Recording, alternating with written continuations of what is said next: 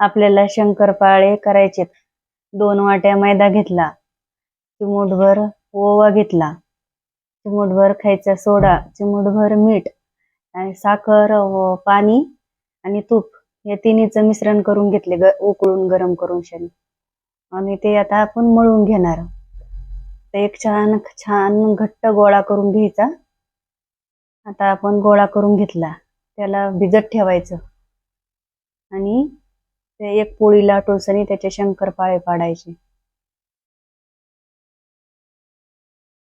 तेल तापायला ठेवायचं आता आणि ते तळून घ्यायचे.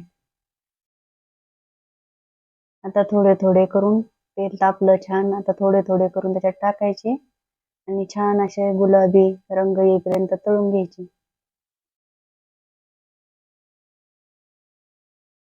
आता तळत आले शंकरपाळे. आता छान तळे काढून घेऊ. बघा किती छान फुलले शंकरपाळे.